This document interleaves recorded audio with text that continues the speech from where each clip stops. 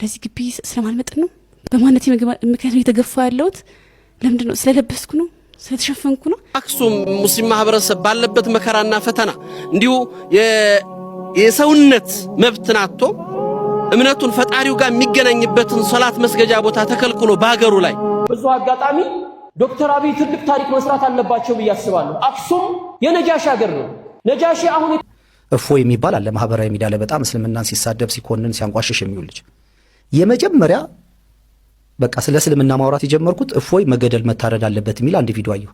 የትዳር ደስ የሚለው 70% ችግሩ አይፈታም ማለት አይፈታም። የትዳር ችግር አይፈታም። 70% ለምንድነው የምናወራው? ሰዎች እንዲለምዱት እንዲያውቁት። ፎር ኤግዛምፕል አንተ ለኔ የአረብ ሀገራት ከኔቶ በላይ ናቸው። የተኩስ አቁም ስምምነቱ ከማለቁ በፊት ተደራዳሪ ላኩ አለበለዚያ ኢራን። ሰላም አለይኩም ወራህመቱላሂ ወበረካቱ። የአላህ ዝና ቸርነት ሰላም ፍቅር ጤና በያላችሁበት ዳን በርሉ በሁላችሁም ላይ ይሁን። ዛሬም እንደተለመደው አነጋጋሪ አስተማሪ እጅግ በጣም ምርጥና አዳዲስ መረጃዎች ይዤ ቀርቤያለሁ። እነዛን ቪዲዮዎችን እንመለከታለን። ለዚህ ዩቲዩብ ቻናል አዲስ ሆናችሁ ግን ሰብስክራይብ ያደርጋችሁ ቤተሰቡ ነው። ነባሮችን የቻናሉ ቆሞች ሁላችንም ቪዲዮን በላይክ እንጀምራለን። ለእስላሞች ያለ ክብሰት የለም። ቀጥታ ወደ ዛሬ ቪዲዮ ለቢስቱም ኢላ ቀሊላን ለው አንኩም ኩንቱም ተዕለሙን ተጀመረ። በመጀመሪያ አጫጭር መረጃዎችን እንመለከታለን። እጅግ በጣም አንድ አስደሳች መረጃ ሰምተናል። በዚህ ሰዓት አስደሳች የሆነ ዜና ተሰምቷል። ማህሌትን በመድፈር እንዲሁም ደግሞ በአሰቃቂ ሁኔታ ገሎ የተሰውሮ የነበረው ተጠርጣሪ ወንጀለኛ ኢንስፔክተር ያምራል አለበል የተባለው ወጣት በዚህ ሰዓት በቁጥጥር ስር መዋሉን የአማራ ክልል ፖሊስ ጠቅላይ መምሪያ እያሳወቀ ይገኛል። የሚታወቀው ሚያዝያ 6 ቀን በባህር ዳር ከተማ ማህሌት የተባለችውን ወጣት ከሌሎች ግብረ አበሮቹ ጋር ጠርቶ ወደ ሌላ ሆቴል በመውሰድ ማለት ነው እጅግ በጣም አሰቃቂ በሆነ ሁኔታ ደፍሯት እንዲሁም ደግሞ ገሏት ተሰውሮ ነበረ። እንዲሁም ደግሞ በፖሊስ ጨምሮ ማለት ነው በጥብቅ በማህበራዊ ትስስር ገጾች ላይ ፎቶ ተበትኖ ሲፈለግ እንደነበረ ጭምር የሚታወስ ነገር ነው። በሰዓት የአማራ ክልል ፖሊስ ጠቅላይ መምሪያ እንዳሳወቀው ከሆነ ከብሔራዊ መረጃና ደህንነት ጋር በመቀናጀት ማለት ነው ግለሰቡን በቁጥጥር ስር መዋላቸውን በፌስቡክ ገጻቸው ላይ እያሳወቁ ይገኛሉ። ከሰሞኑን በተለይም እጅግ በጣም አሰቃቂ በሆነ ሁኔታ ሴቶቻችን እየተደፈሩ እንዲሁም ደግሞ እየተገደሉ እየሰማን እንገኛለን። በዚህ ፍጥነት እንግዲህ ተጠርጣሪውን በቁጥጥር ስር መዋላቸው በርካቶችን አስደስቷል። እንዲሁም ደግሞ አስተያየት ሰጪዎች ጭምር እንግዲህ ደስታቸውን እየገለጹ ይገኛሉ። በዚህ ጉዳይ ላይ ሀሳብ ካላችሁ ኮሜንት ላይ አጋሩኝ። በሌሎች አዳዲስ መረጃዎች ግን በድጋሚ መልሳለሁ። ፕላስ ምልክቷን መጫናችሁን አትርሱ። መልካም ቀን ይሆንላችሁ። ትናንትና እንግዲህ ይሄን መረጃ አጋርቻችሁ ነበረ። ይቺ ሴት በመደፈር ምክንያት እንግዲህ እንደተገደለች ነግሬያችሁ ነበር። በአሁኑ ሰዓት ደግሞ ወንጀለኛው በቁጥጥር ስር ውሏል ማለት ነው። ይሄ ደስ የሚል ነገር ነው። በቁጥጥር ስር መዋሉ ብቻ ሳይሆን እጅግ በጣም አስተማሪ የሆነ ፍትህ ሊሰጠው ይገባል። አስተማሪ የሆነ እርምጃ ሊወሰድበት ይገባል። ሀገራችን ውስጥ በጣም የሚደፈሩ ሰዎች እየበዙ ይገኛሉ። ያ የሆነበት ምክንያት ደግሞ የሚታሰሩ ሰዎች በጣም አስተማሪ የሆነ ሳይሆን በጣም የቀልድ አይነት እስር እድሜ ስለሚፈረድባቸውና ተይዘው በእንክብካቤ ስለሚቀለቡ ነውና ይህ ነገር በደንብ የህግ ባለሙያዎችና እንደዚሁ የሚመለከተው አካል መንግስት ትኩረት ሊያደርግበት ይገባል እላለሁ። ትናንትና አንድ መረጃ አጋርቻችሁ ነበረ። አንዲት ሙስሊም ሴት ኦርቶዶክስ ለመሆን ኦርቶዶክስን እማራለሁ ስለ ኦርቶዶክስ ማወቅ ፈልጋለሁ ብላ ነበር። በሱ ላይ ሀሳብ ተሰጥቶበታል። ነው ምንድን ነው ፈልጊው? መማር ፈልጋለሁ። እንግዲህ እንዳያችሁት ነው አስተምረን ኦርቶዶክሳዊና ክርስቲያናዊ ትምህርት እናስተምራታለን። እንግዲህ ካመነችበት ክርስቲያን እናረጋታለን፣ ካላመነችበት በዛው እምነት ትከተላለች። እምነት የግል ነው፣ ሀገር የጋራ ነው። አንዲት የአዲስ አበባ ልጅ ዩኒቨርሲቲ ትምህርት ስትከታተል ከሙስሊም ዩኒቨርሲቲ ተማሪ ጋር ትተዋወቅና ፍቅር ይዛታል። ሰልማ ታገባዋለች። ልጁ ይሞታል፣ አላህ ይዘንለትና ይቺ ልጅ በዚህ ልጅ አማካኝነት ያገኘችውን እስልምና ሃይማኖቷን ይዛ ወደ ቤተሰቦቿ ጋር ትሄዳለች። ቤተሰቦቿ ሙሉ ኦርቶዶክሶች ናቸው። መኖር ትጀምራለች። ኖርማሊ ከልጅቱ አንደበት የሰማሁትን ነው የምነግራችሁ። ምንድነው ያለችው?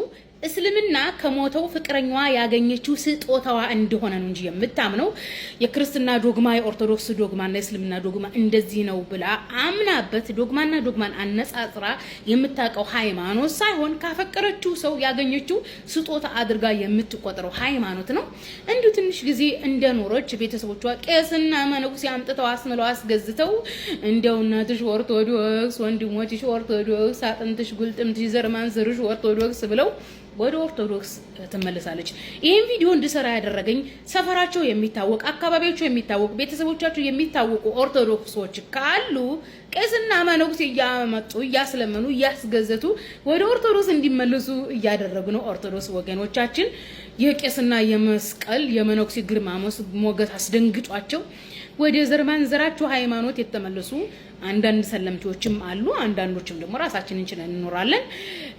ሃይማኖታችን ከቄስ በላይ ነው ያሉ ሙስሊሞች ሰለምቲዎች አሉ። አላህ ይጠብቃቸውና በቄስና በመኖክሴ ከማስለምንም ባሻገር ቴሌግራም ላይ ግሩፕ እየተከፈተ በሶሻል ሚዲያ ላይ ሰለምቴ ነኝ የምትል በሙሉና ሰለምቴ ነኝ የሚል ወደ ግሩፑ ቁጥሩ ተፈልጎ እንዲገባ በማድረግ ና ኦርቶዶክስ እኮ ጧፏ፣ ነጠላዋ፣ ከበሮዋ፣ ቄሶቿ፣ ስዕሎቿ እየተባለ እየተጀነጀነ በስዕል አንጀቱ እንትን ብሎ በከበሮና በመስንቆ በዋዥንት አንጀቱ ራርቶ ወደ ኦርቶዶክስ እንዲመለስ የሚጀነጀን በየሜሴንጀሩ በየቲክቶኩ በውስጥ የሚጀነጀን አገር ሰለምቴ ነው ያለው።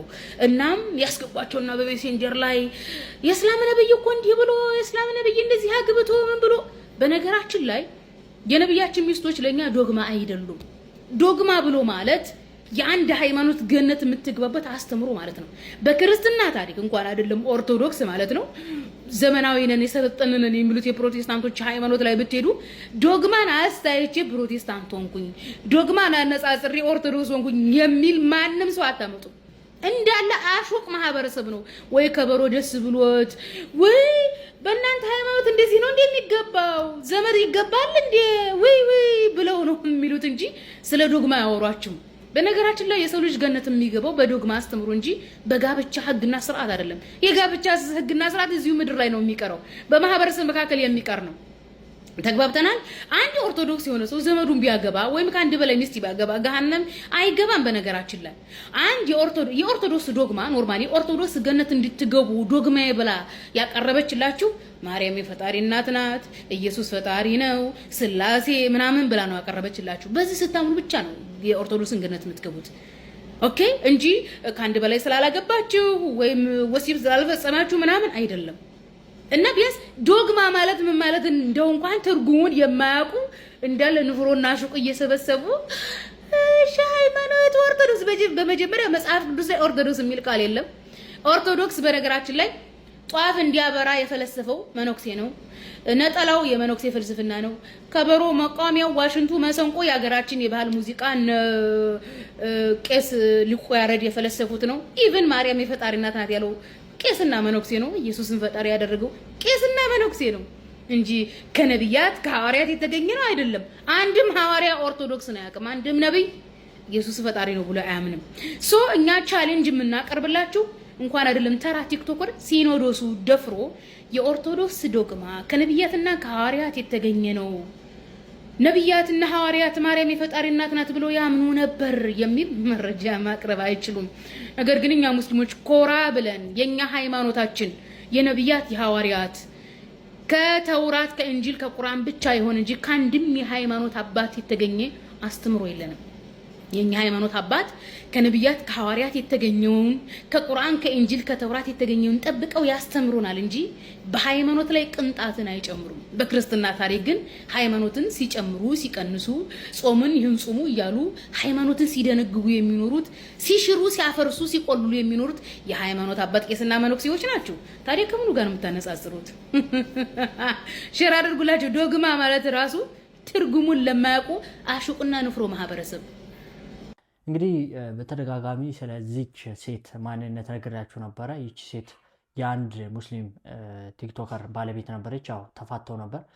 እናም እንግዲህ በምትሰራበት ቦታ ላይ መስቀል ለባለቤቷ ወይም ደግሞ ላሰሩዋ ስትሰጥ እንደ ስጦታ ተመልክተን ነበርና እንግዲህ ቅድሚያ እስልምናን ኑሪው እስልምናን ወቂው ያሏት ብዙዎች ነግሯታል። ለማንኛውም ብዙዎች አሉ እንደዚህ እስልምናን ሳያውቁ ከእስልምና የሚወጡ እስልምናን ያወቀው የተረዳው ግን መቼም እስልምናን አይለቅም።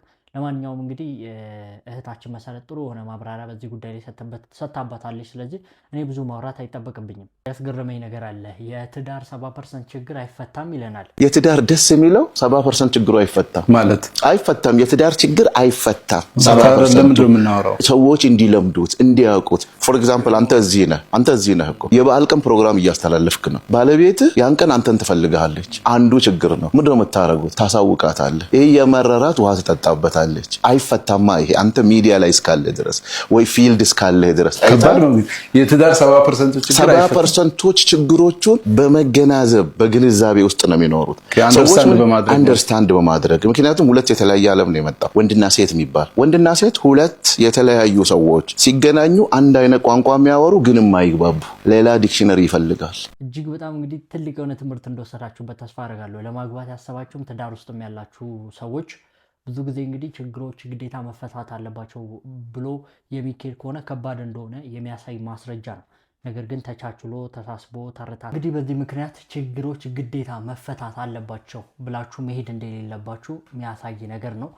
እንግዲህ ያው ጥሩ የሆነ ትምህርት እንደወሰዳችሁበት ተስፋ አደርጋለሁ። ወደ አክሱም ወንድምና እህቶቻችን ጉዳይ ሆናል። አክሱምን በተመለከተ አንድ የተሰራውን ድራማ እናያለን። መቃብር ቦታ ተከልክለናል እኮ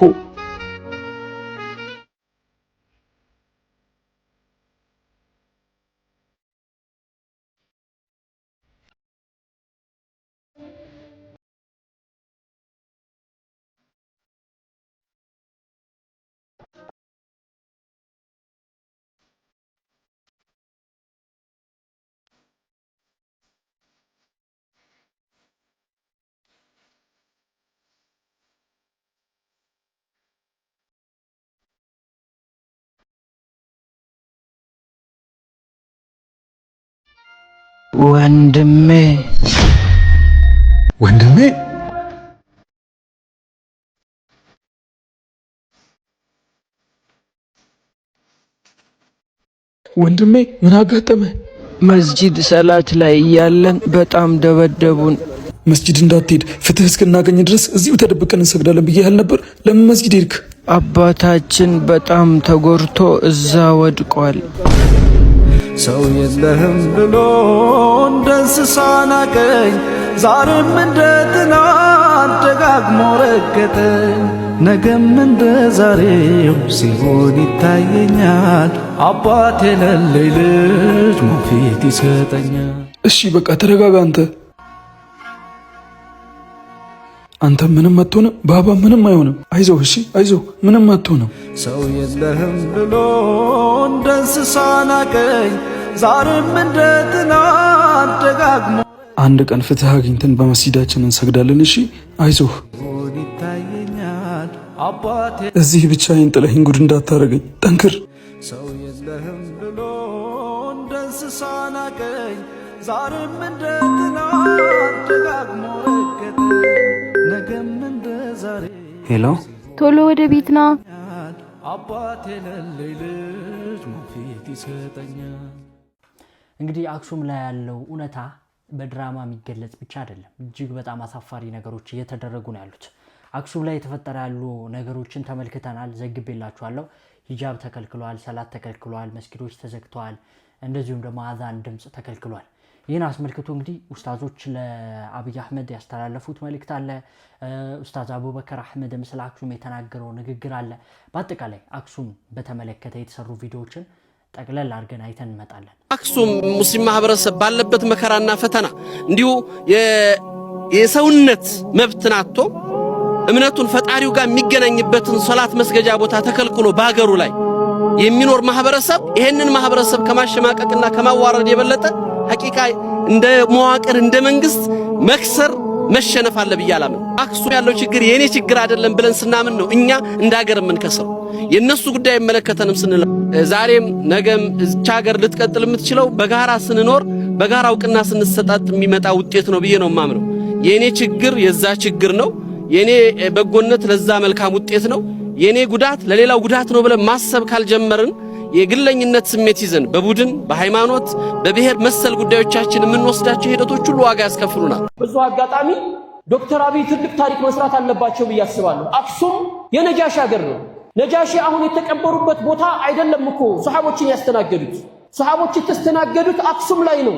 ይህ ታሪካዊ ቦታ ለመላ ሙስሊም ዓለም ትልቅ ለኢትዮጵያም የኢኮኖሚ ምንጭ ሊሆን የሚችል ቦታ ነው።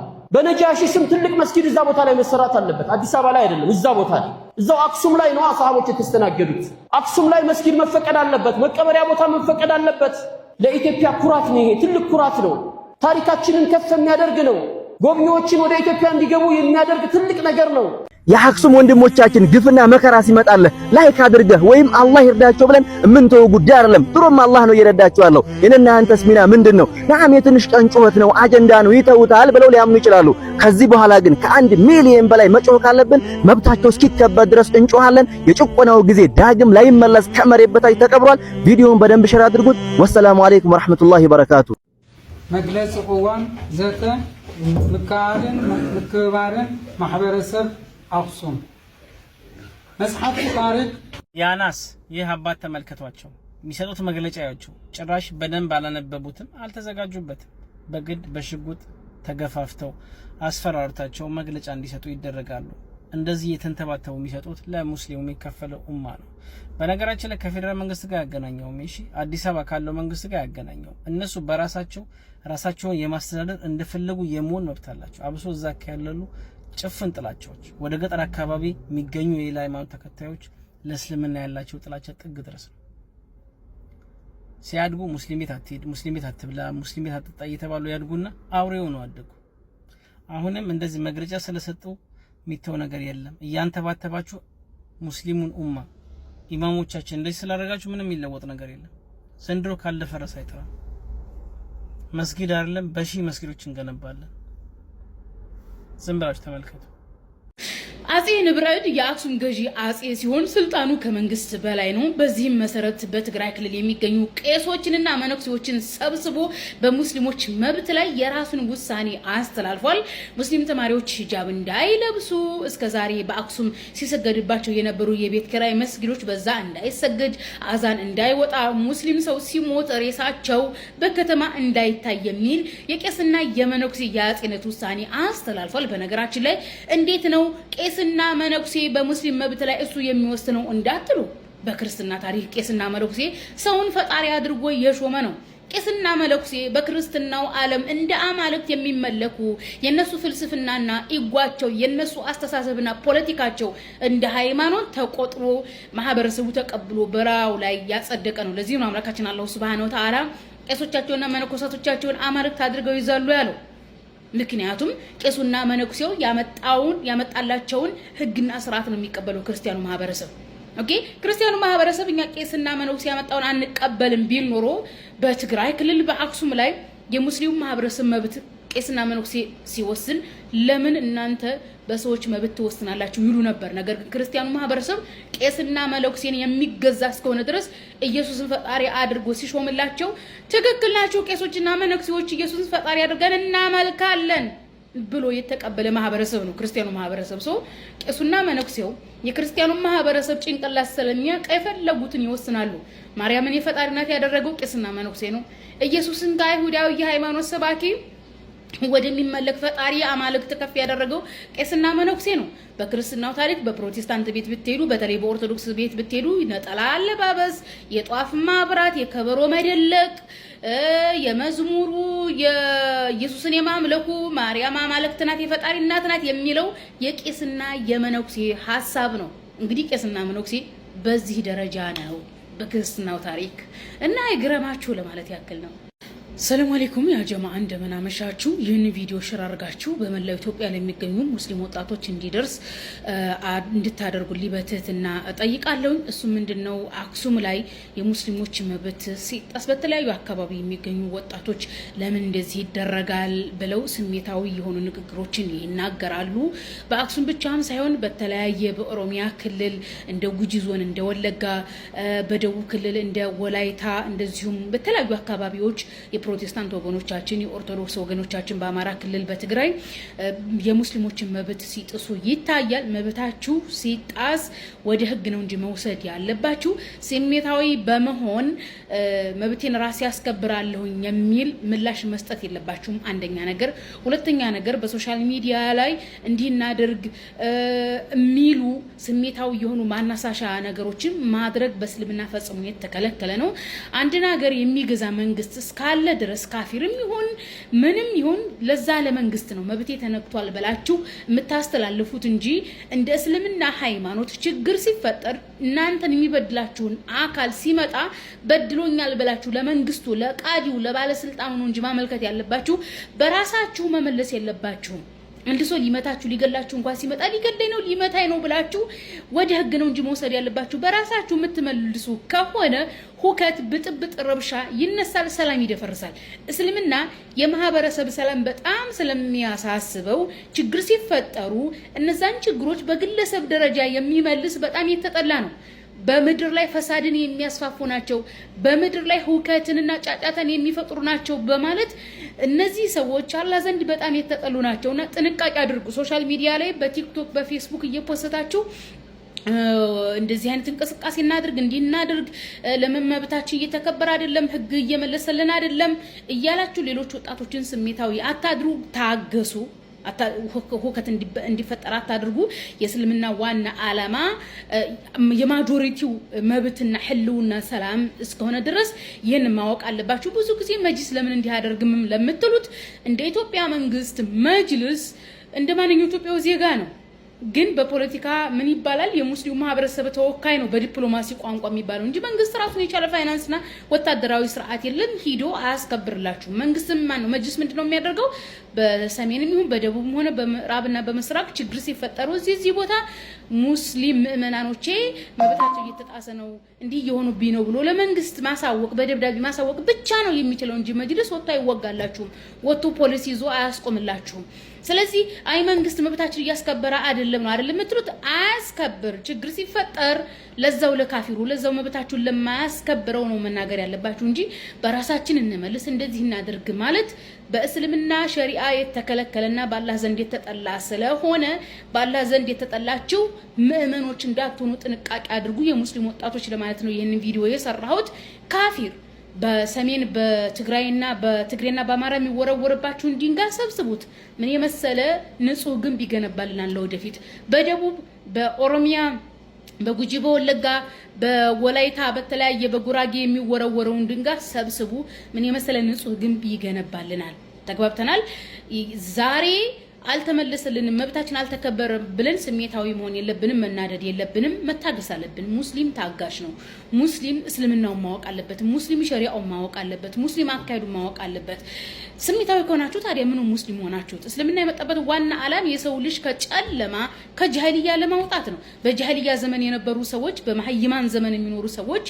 አንድ ሰው መጥቶ ጉዳይ ሊያደርስባችሁ ሲመጣ ራሳቸውን ሊመልሱ ይሞክራሉ የሱን ዘመዶች ተሰብስበው ሊሞክሩ እንትን ይላሉ ችግር ይፈጠራል ሰላም ይደፈርሳል እስልምና ይሄንን ለማስቆም ነው ዋና ዓላማ የሰው ልጅ ሰላም የሰው ልጅ መብት የማህበረሰቡ ህልውና የማጆሪቲ ህልውና ነው የሚያሳስበው እናንተ ተበደላችኋል ተፈንክታችኋል ድንጋይ ተወረውሮባችኋል ያን ድንጋይ ያዙት ታገሱ ለህግ አሳውቁ በራሳችሁ እርምጃ እንዳትወስዱ በራሳችን እርምጃ እንውሰድ እንዲና ድርጋ አትበሉ ከመጅሊስ ምንም መውቅና አልመጣላችሁ አንድ ሀገር ላይ ሁለት መንግስት የለም ስለዚህ ይሄን ጥንቃቄ እንድታደርጉ ነው እባካችሁ ላይቭ ገባለሁ በዚህ ዙሪያ እንድትመጡ መግሪብ ልስገድና ላይቭ ከፍታለሁ ቶሎ በዚህ ዙሪያ እንነጋገር እንግዲህ ስለ አክሱም በጣም ብዙ ጊዜ ይጮህናል ወይኛ እንኖራለን ወይ እናንተ ትኖራላችሁ እያሉ ነው ያሉት የአክሱም ክርስቲያኖች በጣም ብዙ ጊዜ ኮሜንት ላይ ያያየው እገኛለሁ ክርስቲያኖች በቃ ሙስሊሞችን እዛ ጋር ላይ እንዲኖሩ አይፈልጉም በዚህ ጉዳይ ላይ ደግሞ መጅሊስ ምን እየሰራ ነው ያለው አንድ ጥያቄ ነው ሙስሊሞች ምን ማድረግ አለባቸው ሌላ ጥያቄ ነው እንግዲህ ጂሃድ ያስፈልጋል እጅግ በጣም ትልቅ የሆነ ትግል ያስፈልጋል በፍትህ ብቻ የሚታለፍ ነገር አይደለም ፍትህ ተብሎ ፍትህ ከነሱ መጠየቅ ቂልነት ነው ሲል ከዚህ በፊት ተናግሮ ነበር ጀበሉ ማለት ነው እና ከነሱ ፍትህ መጠየቅ ፍትህን ያመጣል ወይ በፍጹም አያመጣም ለዘመናት ፍትህ ሲጠየቅ ነበር ለዘመናት መስጊድ ሲጠየቅ መቃብር ቦታ ሲጠየቅ ነበር የንቀታቸው ንቀት ሙስሊም ሲሞት በአስፋልት መሄድ የለበትም ጀናዛ ተይዞ ብሏል እና እዛ አካባቢ ያለው ነገር በጣም ከባድ ሆኗል ለማንኛውም እንግዲህ በዚህ ጉዳይ ላይ እናንተ ምን ሐሳባላችሁ እዚህ ጋር አሁን መደረግ ያለበት ትግል ነው ያ ትግል ደግሞ በምን አይነት መልኩ መሄድ መቻል አለበት የሚለው ነገር እንግዲህ እስቲ እናንተ ሐሳባችሁን ኮሜንት ላይ አስቀምጡ ዱዓን በደንብ አድርጉበት እንላለኝ ተወስዳችሁ አዲስ አበባ ዩኒቨርሲቲ ነው የአዲስ አበባ ዩኒቨርሲቲ ተማሪዎች ኒቃቢስቶች ስለ አዲስ አበባ ዩኒቨርሲቲ እየተናገሩ ነው ያሉት ለዚህ ግቢ ስለማልመጥ ነው በማንነቴ ምክንያት እየተገፋ ያለሁት ለምንድነው ስለለበስኩ ነው ስለተሸፈንኩ ነው ማንነቴን እኮ መለየት ይችላሉ ያልኩ በጣም ብዙ ነገሮች ያስተማር አይደለን ካፌ እንገባለን ማለት ነው ካፌ ልንገባ ከሁለት ጓደኞቼ ጋር በዚህ ኢሹ ላይ ያወራን ነበር በቃ 5 ኪሎዎች እኮ እንደዚህ ተብሏል መሰለኝ ይሄ ነገር ግን ምናምን ያልን ትንሽ እንቆን ነበር ትንሽ ያወራን የጀመርን እና በቃ አርቦን ስለነበር ወከታችን እዛ ላይ ማድረግ ስለፈለግን ላጥላጥ ያልን ካፌ እንደለመድነው ገባን ምንም አልተባለም ስንገባ ከዛ በተለምዶ ቁጥራችን ተናግረን ነው የምንገባው ሄድን ማሚዋ ወይም ቲከር አሉ እናቶች ማሚ ነው የምንላቸው እና እነሱ ቁጥራችን ላይ ቲክ አደረጉ ማለት ነው ከዛ በኋላ በቃ ገባን አለፍንና ምግቡን አነሳን እንጀራ በትሪ ላይ ያደረግን ሶስታችንም ከዛ ወጡ ልናስጨልፍ ስንሄድ ግን ጠራችን ነይ እናንተ ምናምን ነገር አለችን ያ ሁሉ ተማሪ ፊት ነው በጣም ብዙ ተማሪ ነው ካፌ የሚመገበው ምግብ ያለው ከተማሪ ፊት ለፊት ነው ምግቡን ኦሬዲ እንጀራውን አንስተናል ወጥ እናስጨልፍ ስንል ነው ኖ አይነት ነገር በጣም የሆነ ሰውን በማጠሪበት አይነት ልክ ነበር የተጠራ ነው። በጣም ደነገጥን። እንደዛ ተስተናግደን አናውቅም። ከዛ እንጀራውን እንደያዝነው በትሬው ተመለስን ወደ እሷ ጋር በምንመለስበት ሰዓት ምንድነው ምን ተፈጥሮ ነው ችግር አለ ምናምን አይነት ነገር አልኳት እኔ ትንሽ ቀደም ብዬ። ከዛ እሷ እንደዚህ ተሸፋፍነው ለሚመጡ ሴቶች ምንም አይነት አገልግሎት እንዳሰጡ ተብለናል አለች። እዛ በጣም ግራ ገባን። ማለት ምናምን ነገር ለማለት ሞከርን። አይ በቃ እኔ እኮ ብትበሉ በጣም ደስ ይለኝ ነበር፣ ግን መመሪያ አለ ይሄን ነገር ለእናንተ በሰጣችሁ በቃ እኔ እቀጣለሁ፣ ስለዚህ ምግቡን አስቀምጣችሁ ውጡ አይነት ነገር አለች። በጣም ደነገጥኩኝ። ከዛ እንዴ አይ ሚል ካርዳችን ላይ እኮ ፎቶ አለ በቃ አምሳሲንና እንብላ አይነት ነገር አልኳት። ከዛ አይችልም እኔ የሚቀጣውና መልሱት ምናምን ነገር አለችን። እና እንመልሰው አልኳት። አዎ እንጀራውን መልሳችሁ ውጡ አለችን።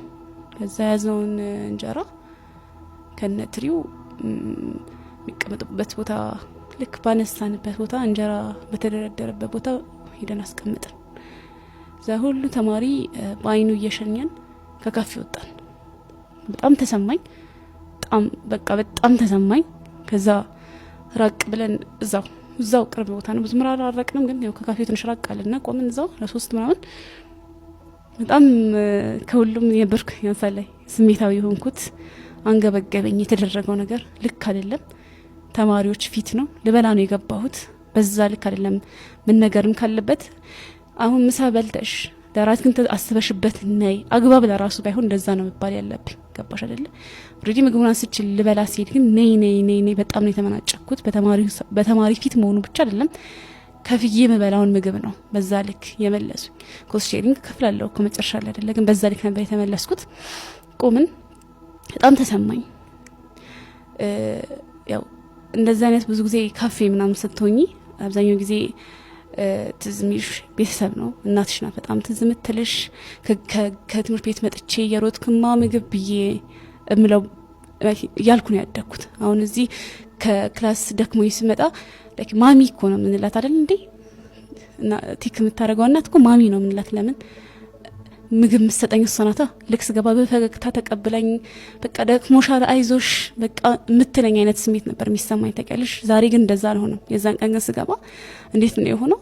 አስቀምጠሽ ያነሳሽው ምግብ አስቀምጠሽ ውጪ ነው ያለች። ልክ እናቴ ምግቤን ንጥቅ አድርጋ ለታናሽ እህቴ ብቻ ስትሰጣት አይነት ነገር ገባሽ አይደለ? እንደዚህ አይነት ነገር ስሜት ነው የተሰማኝ፣ የተገለልኩ አይነት። ከዛ ተጥዬ ነው የተገኘሁት። እኔ የቤተሰቡ አባል አይደለሁም እንዴ ትያለሽ አይደል? አንድ ቤት የሆነ ነገር ሲፈጠር ልክ እንደዛ አይነት ስሜት ነው የተሰማኝ። ለዚህ ግቢ ስለማልመጥን ነው፣ በማንነቴ ምክንያት ነው ያንን ምግብ እየበላሁ ያለው ነው፣ በማንነቴ ምክንያት ነው የተገፋ ያለሁት። ለምንድን ነው? ስለለበስኩ ነው፣ ስለተሸፈንኩ ነው። ማንነቴን እኮ መለየት ይችላሉ እያልኩ በጣም ብዙ ነገሮች እያሰብኩ ነበር። መረጃውን አይታችኋል። የአዲስ አበባ ዩኒቨርሲቲ ኒቃቢ ሴቶች እኔ በኒቃቢ ምክንያት በቃ ጃሂል ልሆን ነው፣ ትምህርት መማር እየተከለከልኩ ነው፣ ልተው ነው እያሉ ነው የሚገኙት። አዲስ አበባ ዩኒቨርሲቲም ላይ እንደዚህ አይነት ትልቅ በደል አለ። ይህንን እያደረገ ያለው ደግሞ ትምህርት ሚኒስቴር ነው። ትምህርት ሚኒስቴር ማለት ብርሃኑ ነጋ የሚባለው ማለት ነው። ብርሃኑ ነጋ ኢስላም ጠል አይደለው ምናምን ይላል። ኢስላም ጠልነቱ በግልጽ ማየት ይቻላል። በጣም ግልጽ ነው። ይሄ ነገር ሊስተካከል ይገባል። አዲስ አበባ ዩኒቨርሲቲ ላይ ያለው ጉዳይ፣ አክሱም ላይ ያለው ጉዳይ በምን አይነት መልኩ ነው መፈታት ያለበት? መጅሊስም ይሄ ነገር ላይ በደንብ ገፍቶ ሄዶበት ሊያስተካክለው፣ ፍትህ ሊያመጣ የተወሰነ ነገር በደንብ ሊጥር ይገባል። የተወሰነ ፍንጭ ሊሰጠን ይገባል። ይሄ የሁሉም ሙስሊሞች ጥያቄ ነው እና ለማንኛውም ሁላችንም ዱዓ እናድርግበት። ምን መፍትሄ ይሻላል በዚህ ጉዳይ ላይ? ዱዓ ማድረግ ነው መፍትሄው። ነገር ግን ከዱዓ ውጪ ደግሞ ሰበቡ በምን አይነት መልኩ መድረስ አለበት የሚለውን ኮመንት ላይ አስቀምጡልኝ። ወስዳችኋለሁ። አንዱ ሰለምቴ እንዴት ሰለመ፣ ስለ እፎይ ጉዳይ ቲክቶክ ላይ እስልምናን እንዲቀበሉ ብዙ ሰዎችን አርአያ የሆኑና ሰበብ የሆኑ ስላሉ ሰዎችም እየተናገረ ይገኛል። እፎይ የሚባል አለ ማህበራዊ ሚዲያ ላይ በጣም እስልምናን ሲሳደብ ሲኮንን ሲያንቋሽሽ የሚውል ልጅ። የመጀመሪያ በቃ ስለ እስልምና ማውራት የጀመርኩት እፎይ መገደል መታረድ አለበት የሚል አንድ ቪዲዮ አየሁ። እኔ ደግሞ ቲክቶክ ላይ ማየውን ነገር ወዲያው ነው ሪአክት ማደርገው። ማጥናት አልፈልግም። ከዛ ንግግር ነው የምነሳው። ከኋላ ያለው ነገር አይመለከተኝም። ስለዚህ እዛ ነገር ላይ ስሰራ ሙስሊሞች አክት ማድረግ ጀመሩ ማለት ነው። እኔን የሚያውቁኝ ሰዎችም ምንም አክት ማድረግ ጀመሩ። ይሄ እንደዚህ ነው ምናምን፣ እንዴት እንደዚህ ልትችላለህ ምናምን የሚል ነገር ሲመጣ እዛም ደግሞ የነበሩ ሰዎች አይ ቁርአንን እንደዚህ ስለሚናገር ባገኘበት ይወገድ ብለው ነው። እና ታዲያ በሐሳብ መወያየት ነው እንጂ ምንድን ማስወገድ ነው በሚል ነው ተነጋገርነውና ከዛ ስለ ጂሃድ ሰራሁኝ። ለምን እኔ ከሙስሊም ማህበረሰብ ጋር ነው የኖርኩት። ሙስሊሞች ምን ያህል አይነት ከሰው ጋር ተዋደው ተፋቅረው እንደሚኖሩ እውቀት አይደለም በህይወት የተካፈልኩት ኑሮ ነው። እኔን ያሳደገኝ የዳረኝ ያስተማረኝ ስራ የሰጠኝ በችግር የሚረዳኝ ሙስሊም ነው። እና ይሄን ነፎ የሚያወሩት እስልምናና እኔም ማቀው እስልምና ሊጣጣምልኝ አልቻለም። ስለዚህ የመጀመሪያ ስራ እፎይን ተቃውሚ ሐሳብ አስቀመጡ ጂሃድ ጋር በተመለከተ። ያ በጣም ቫይራል ወጣ። ከሱ ጋር በተያያዘ ነው እንግዲህ እስልምናን ማጥናት ማየት የጀመርኩት። ግን ባየሁ በጠየቁ ቁጥር ላይ የያዝኩትን ነገር እየጣልኩ ይሄኛውን ሳላቀው ግዳጅ ባልሆነ መንገድ በውስጤ እየተተካ ነገሩ እያሸነፈኝ ሳላቀው እኔ መሸርሸር ባህሪ ታውቃለህ። ከዛ በኋላ እኔ ደግሞ በውስጤ የነበሩኝን ጥያቄዎች ሞር ደግሞ እሱ እየመለሰልኝ እንደዛ እየታገልኩ ነው። እንግዲህ ድንገት አንድ ወዳጅ አለኝ። በነገራችን ላይ ብዙ ጓደኞች ብዙ ወዳጆች አሉኝ። አንድ የልብ ጓደኛ አንድ ብቻ ነው ያለኝ፣ አሊ የሚባል የእሱ ባለቤት ነች። እንግዲህ ለክረምት ለረፍት እዚህ መጥተው ኡስታዝ ዋሂድን እንድሰማ በጣም አበረታታችን።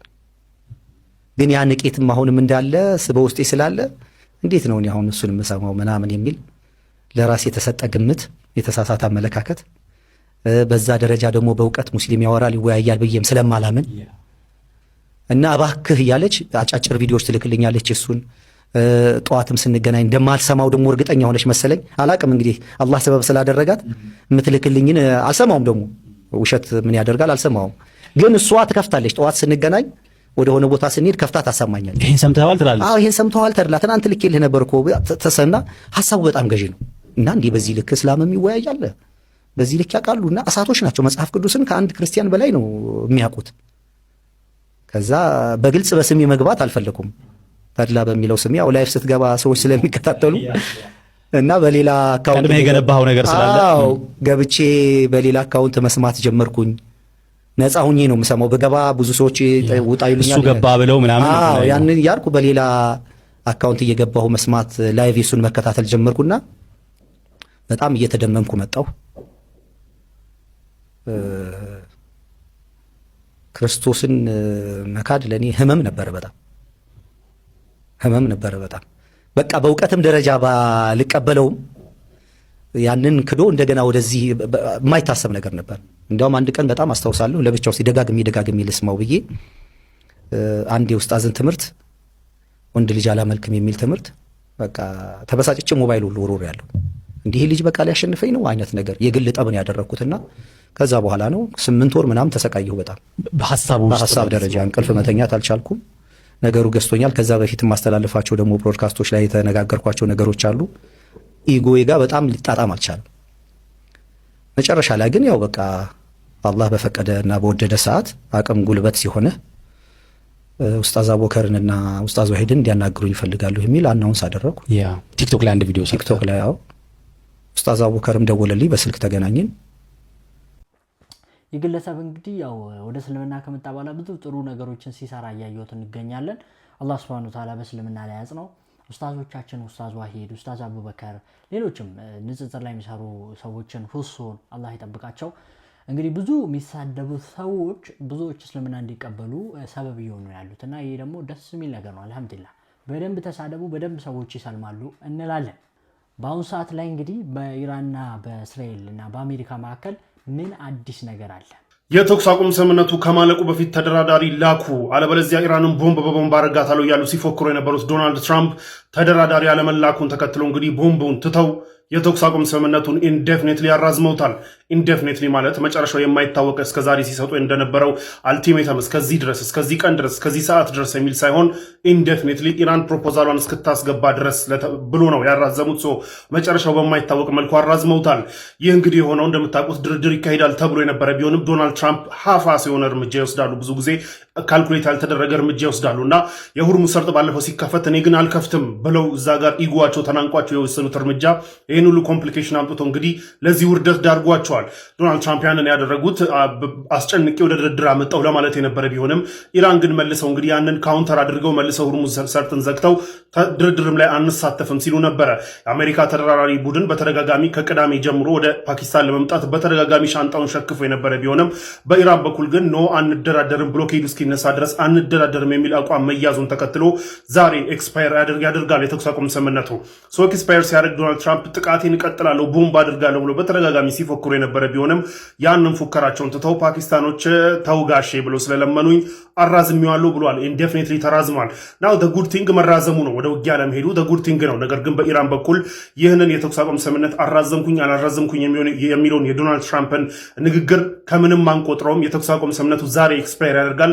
ዛሬ ኤክስፓየር ካደረገ በኋላ ግን ወደ በኛ ናሽናል ኢንትረስት ነው የምንንቀሳቀሰውና አታክ ልናደርግም እንችላለን፣ ብሎኬዱ የማይነሳ ከሆነ ሚሊተሪ እርምጃም ልንወስድ እንችላለን ነው እየተባለ ያለው። በኢራን በኩል አግሪ ያደረግነው እስከ ዛሬ ድረስ ተኩስ ለማቆም ዛሬ ካለቀ በኋላ አጌንስት አወር ኢንትረስት የሚንቀሳቀስን ማንንም አታክ ማድረግ እንችላለን ብለው ነው ያሉት። ኤንድ ደግሞ ኦን ቶፕ ኦፍ ዛት የኢራን ተደራዳሪ ቡድን መሪ የሆኑት መሐመድ ባጋር ጋሊባፍ ደግሞ ይህ የዶናልድ ትራምፕ ንግግር ማዘናጊያ ነው፣ አናምነውም፣ ተኩስ አቁም ስምምነቱን አራዘምኩኝ የሚለውን አናምነውም፣ ሶ ዊ አር ሬዲ ብለዋል።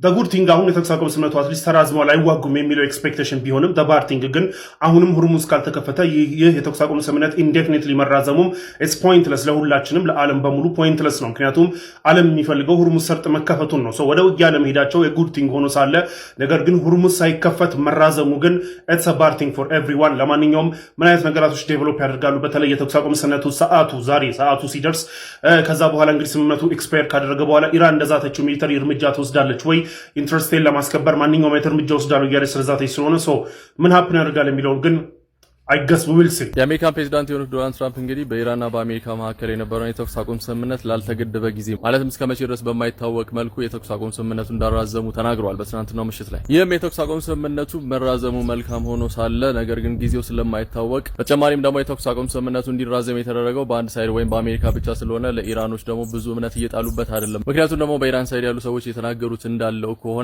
አሜሪካ በእኛ ላይ ሰርፕራይዝ የሆነ ወይም ድንገተኛ የሆነ ጥቃት ለመፈጸም ስላሰበች ነው ይህ ነገር የተራዘመው ለማዘናጋት ነው ብለው እያሉ ይገኛሉ። በተጨማሪም በአሁኑ ሰዓት እንደወጣው መረጃ ከሆነ ኢራን በወታደሮቿ በሆርሙዝ ሰርጥ በሚያልፉ 2 መርከቦች ላይ ጥቃት እንደፈጸመችና እንዲሁም እነዚህን 2 መርከቦች እንደተቆጣጠረች በአሁኑ ሰዓት አሳውቀዋል። ኢራንም እንደተናገረችው እነዚህ መርከቦች ከእስራኤል ጋር ግንኙነት ያላቸው መርከቦች ስለሆኑ ነው። በተጨማሪም ያለ ፍቃድ በዛ በኩል እያለፉ ስለነበሩ ጥቃት የተፈጸመባቸው ሲሉ ተናግረዋል። እንዲሁም በተጨማሪ የኢራን የውጭ ጉዳይ ሚኒስትር ባለስልጣን እንደተናገሩት ከሆነ ኒጎሼት ወይም ድርድር የምናረጋቸው አካላት ሊታመኑ የሚችሉ አካላት አይደሉም፣ ሀሳባቸው በየጊዜ ነው የሚቀያየሩት። ስለዚህም እንግዲህ ስምምነት ላይ መድረስ እጅግ በጣም ከባድ ሆኗል ሲሉ ተናግረዋል። እናም በዚህ ሰዓት የሆርሙዝ ሰርጥ የጦርነት ሜዳ ሆኗል። ምንም መርከብ እያለፈ አይደለም። ኢራን በዚህ በኩል ታስቆማለች፣ አሜሪካን በዛ በኩል ማስቆማን ቀጥላለች። ዓለም እጅግ በጣም እየተረበሸ ይገኛል። ምንም መተማመን የጠፋበት የኢራንና የአሜሪካ እሰጥ አገባ በአሁኑ ሰዓትም እንግዲህ ጠንክሮ እየቀጠለ ይገኛል። የተራዘመው የተኩስ አቁም ስምምነት እስከመቼ ድረስ እንደተራዘመ የማይታወቅ ስለሆነ በሁለቱም ሀገራት መካከል መተማመን የለም ፈጽሞ። ሁለቱም ሀገራት ይዘጋጁ ይገኛሉ። በአሁኑ ሰዓት ብሩክ ነኝ፣ ይመለሳሉ። አዲስ ነገር ካለ መልካም ቀን። ፎሎና ላይክ ማድረግ እንዳስረሱ።